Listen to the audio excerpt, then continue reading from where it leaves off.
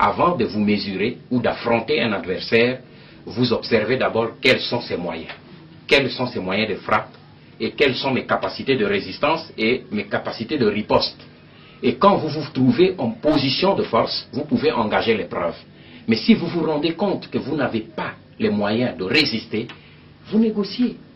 Et je m'étais rendu compte que notre armée n'existait plus. Pour la simple raison que j'ai été moi-même ministre de la Défense et responsable de sécurité. Donc je suivais de très près ce qui se passait du côté de l'armée. Et c'est ainsi que j'ai demandé au chef de l'État de nous engager immédiatement dans la voie des négociations. Le gouvernement n'a pas accepté cette voie parce que le gouvernement avait une autre thèse. Le Rwanda et l'Ouganda étant des agresseurs, il n'est pas question qu'on négocie avec eux tant qu'ils occupent notre territoire. Je n'étais pas de cet avis parce que je savais la détermination qui était derrière.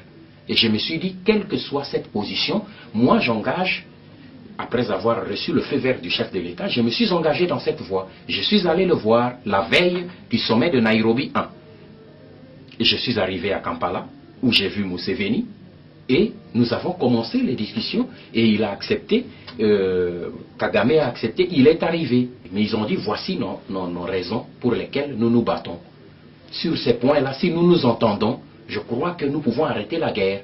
Et en examinant ces points que je publie dans le livre, j'ai vu qu'il y a beaucoup de points sur lesquels on pouvait facilement tomber d'accord. Mais au moment où on devait aller avec eux à Nairobi, parce que Museveni avait dit, nous allons à Nairobi, nous nous entendons sur ces points et nous déclarons qu'il y a un cessez-le-feu. Et nous entamons directement des discussions. Mais il y a eu pression, le chef de l'État m'a téléphoné, il dit le gouvernement est catégorique, si vous mettez les pieds à Nairobi, eh bien vous allez être interpellé au Parlement pour haute trahison. Parce que le gouvernement a décidé de ne pas négocier avec ces deux pays, vous engagez des négociations, vous serez interpellé.